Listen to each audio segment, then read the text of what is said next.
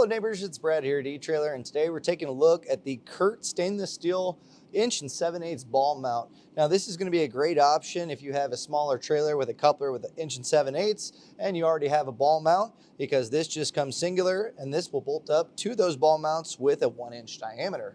Now this ball mount is going to be rated at 3,500 pounds, which is going to be great. So anytime when towing any trailer, you're going to want to take a look at all of your components. So this one being rated at 3,500 pounds, we have this on a 7,500 pound rated ball mount, but we also need to check the hitch as well as the towed vehicle to make sure that they're all capable of towing that. And then whatever the lowest number is going to be what you're going to want to stick with when towing.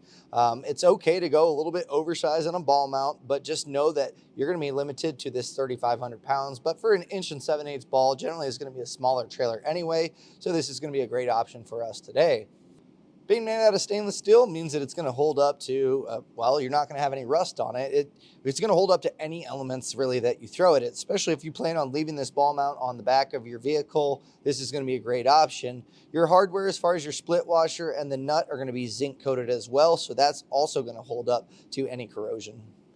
Now when picking up this ball, you want to make sure that it works with your ball mount. So just make sure that the shank diameter of your ball mount is going to be 1 inch to match up with our ball here. Now the distance from the bottom of the ball to the bottom of our shank is 2 1/8. So even with a thicker ball mount like this, it's going to work great. What's nice too is you have some flats here on the ball, so that way you can get a wrench in place and get this perfectly lined up when you torque it down. And I'll show you a little trick using the hitch on your vehicle. That way you don't have to use a vise.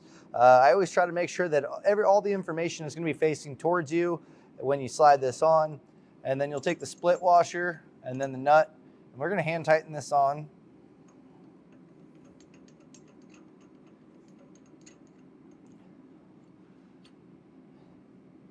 And we have this in the drop position, so obviously determine whether or not you're using a rise or a drop.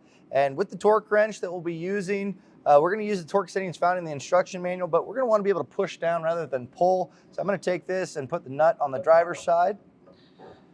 You also have these flats that allow you to put a wrench on here to keep the ball exactly where it's in set here. So with a 1 5/8" wrench, I'm just going to slide this over.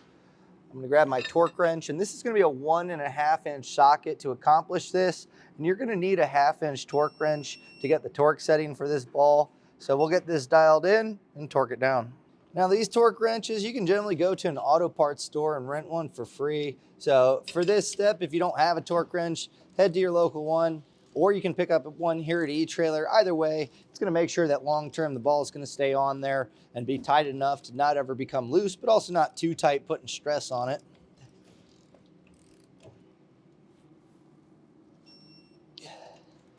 Once your torque wrench beeps or clicks, you officially have your ball installed.